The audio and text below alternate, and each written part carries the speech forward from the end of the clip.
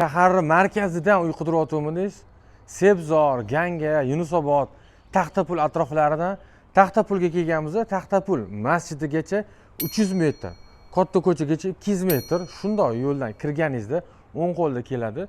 4 sotuli uyimiz, 8 ta xonasi bor. Oldida mana kattagina fasadi 18-19 metr bo'ladi.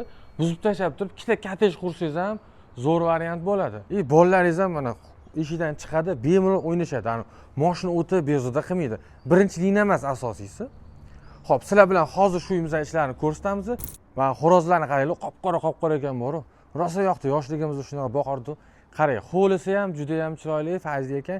Aytganimni to'g'ri burchi. Bu yerdan juda chiroyli, kompaktni ikkita kottej qurib sotsangiz ham, menimcha zo'r variant bo'ladi. Yoki aytganim mana bu yoq tarafdan bu yoqqa qaratib, ikki etajli baland uy quradigan bo'lsangiz, bu yoq uylari mana yangi qurilgan ekan.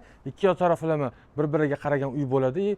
Juda ham chiroyli dizaynga ega bo'ladi deb o'ylayman. Yana fikringizni pastda kommentariyada yozib qoldirasizlar. Katta ko'chani ko'rib turibsizlar, mana Taxtapul mosti, Taxtapul masjidgacha 300 metr, aytgandek katta ko'chagacha 200 metr. Bizlarning sotilayotgan uyimiz mana shu orqamda turgan oq uy bo'ladi. Fasad uzunligi 18-19, yana bir kelib o'lchab olasizlar. Narxini startiga $60,000 deyishyapti. Yana kelish beriladigan joyi bor. Qiziqqanlar uchun men pastdagi raqamni qoldiraman, telefon ko'rasizlar.